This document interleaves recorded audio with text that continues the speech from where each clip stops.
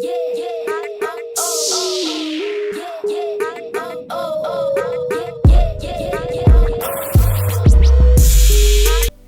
up? What's happening? What's popping? What's going on, you guys? Welcome back to another great edition of Symone with the Spizzards.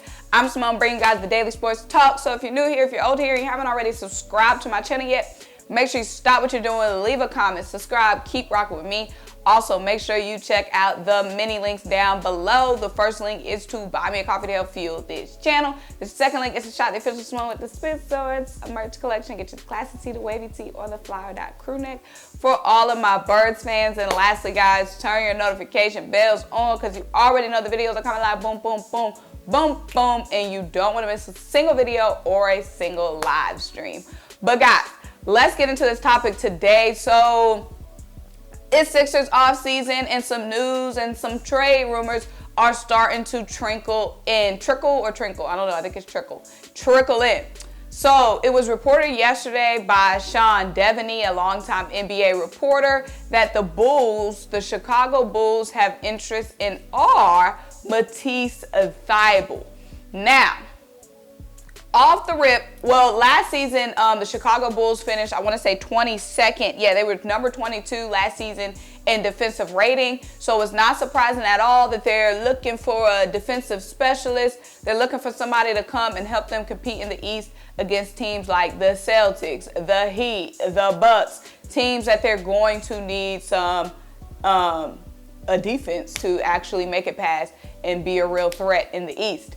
So my initial reaction, we know that Matisse Thybulle has struggled with us last season. He had a really rough last postseason between not being able to play for us fully in that Raptors series. I think that really rattled him a little bit, really threw him off because Matisse is a fan favorite, Sixers fan favorite. But once he wasn't able to play in that Raptors series and we were struggling in that Raptors series, then when we played at home, he was struggling in that series.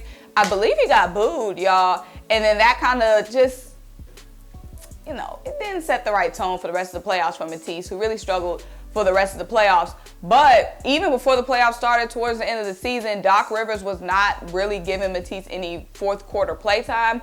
And of course, that comes down to his lack of offense. And Matisse hasn't really progressed offensively for us. And he is our best perimeter defender. And that is why I do not think that the Sixers should trade him necessarily in this trade, because even though Matisse is a one-sided guy and we have too many one-sided players, we have too many guys that only can do one thing, we don't have anybody else behind Matisse when it comes to perimeter defense. So even though he is an offensive liability for us late down the stretch and yada, yada, yada, we do have to work on that. He does have to work on that. And it was reported by the Sixers, Doc Rivers, of course he's going to say this, that they're being patient with Matisse. You can take that with a grain of salt. They're not going to be like, oh yeah, we're shopping Matisse this offseason. Of course, they're going to say with every player, we believe in them, we're being patient with them. But he did say that he believed in Matisse, they want to be patient with him. Now, am I open to trading Matisse?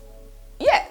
Am I open to trading Matisse to the Bulls? Probably not. And it's not just because the Bulls are in our conference and we're going to have to go through the Bulls and play the Bulls a bunch and I'm scared to face Matisse.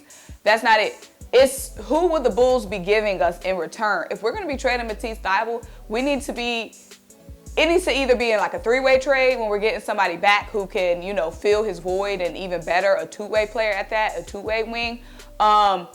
Or we need to be trading him straight up with another team. Like I said, it's going to give us a player of equal or greater value or greater upside, because who would the Bulls give us that's going to upgrade this team? When we're talking about this offseason, we're talking about trades and moves. Like I said, it doesn't have to be a superstar. It could be a role player, but it has to be somebody who's instantly going to make this roster better. We don't need to make lateral moves this offseason. It has to be big moves, upgraded moves.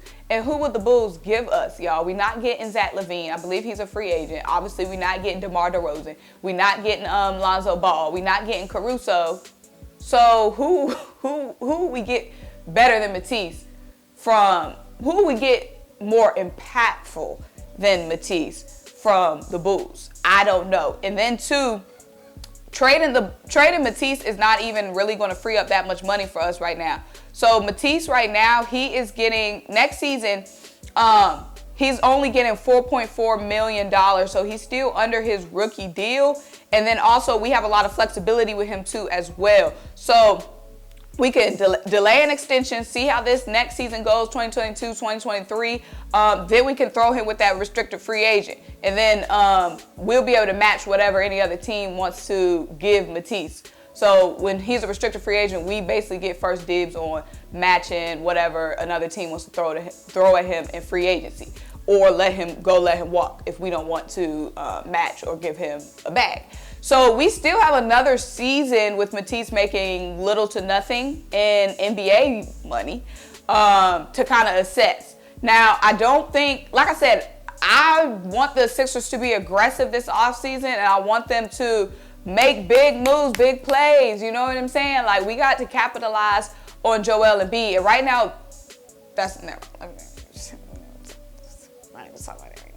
But y'all, is moving Matisse right now the main goal? No. So we shouldn't be focused, on my opinion, on moving Matisse. Like I said, Matisse is our best perimeter defender. We cannot deny that. Does it suck that he has no offensive anything? Yes, it does. But right now, if we lose Matisse and we do not bring in another defensive specialist, another forward who can lock down on the perimeter, then we got worse by trading Matisse. That's basically all I'm trying to say. So, and like I said, Matisse is not making a whopping amount of money like a Tobias Harris, where, you know, we could trade him and bring in a crop of really good, solid role players, cheaper role players. Matisse is only making $4 million.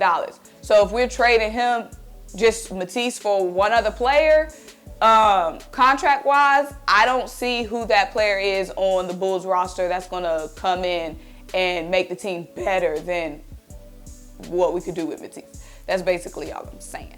So that's real cute, but keep looking, Chicago Bulls. You know what I'm saying? Keep looking. But y'all, of course, let me know what you think. Like I said, I'm not closing the door on trading Matisse, but trading Matisse is not my priority right now. That's not my priority right now.